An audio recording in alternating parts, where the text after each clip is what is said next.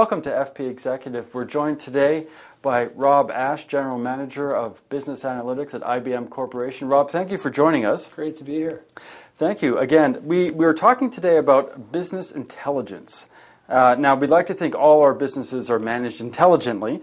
However, there does seem to be a lot of room for improvement that we've been discovering over the years. Can you tell us a little bit about what business intelligence is? Sure, yeah. Business intelligence is it's a pretty simple concept, actually. We're drowning in a sea of data. We have more data than ever before, and in that data there's nuggets about our customers and our employees and markets we want to penetrate and the level of our service to customers.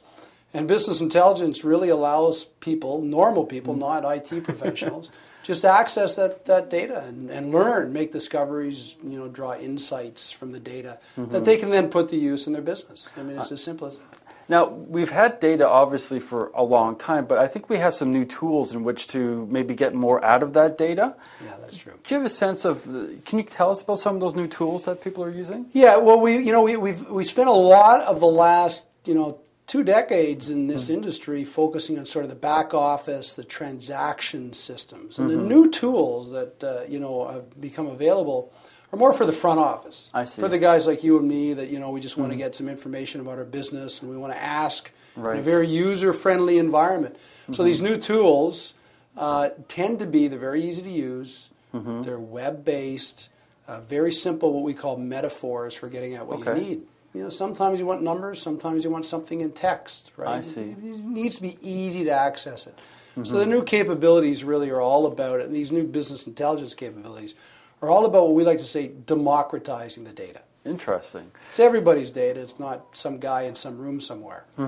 Now, you mentioned text and numbers. Is there tools out there to help you better understand your customers and their perception of your business? Is there tools that you see? Well, there's some interesting stuff going on around customer perception. I'll give you kind of 2 examples. Okay. One is in text. Okay. Imagine you're a big hotel chain, a big media outlet. You're getting constant emails from your customers about what they like, what they don't like. If you could get to those emails without having to read them all, if you had a tool that could search the text and get to understand sentiment, what customers are liking, very quickly. It doesn't have to be exact. It's like it's an indicator. It's going up. It's going down. You can start understanding. people don't like the beds in my hotel rooms or the elevator's noisy. That's one side. Second side of customer perception, which I think you'll find interesting, is the real-time activity that's going on the web today. Right. You're shopping. I'm looking for things. We're telling suppliers and we're telling customers that are companies that serve us our preferences every minute of the day. It's social analytics. I see. Imagine being able to get at that data and in a real-time basis understand how people are responding to television, commercials, and new promotions. So there's some very interesting things going on around text and customer perception in business intelligence. It sounds like it's really a new way to understand, or a better way perhaps to understand how you're being perceived in the market, and then you can perhaps tailor your products or your services to that market. Is that tailor your message? Tailor promotions, alert your call center people to what they should be talking to when customers call in for a faster turnaround. There's so much going on in the area of mass marketing, trying to get consumers buying. I mean that's the engine of our economy, trying to get consumers buying, understanding their preferences, and using business intelligence to do that. It's a key weapon right now. I see. So this is really about a more intelligent way of understanding how the market perceives and is reacting to your business. Now, we mentioned text mining, you mentioned, not text mining, but text, and we mentioned numbers as well.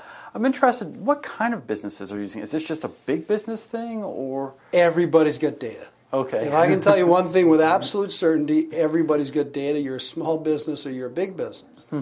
You're a government institution, you're in the utility company, automobile manufacturer. Whoever you might be, at the high end, you've got lots of data, you need to make sense of it. At the low end, you're probably trying to be more competitive with the guys at the high end. And you're trying to use the data that you can get at to try and improve that competitiveness. So we see this universally, top to bottom, and we see it horizontally across industries. I see. And I think the important thing is to talk a bit about the trends. And I think in the next segment, we'll talk about the trends in business intelligence. That'd be great.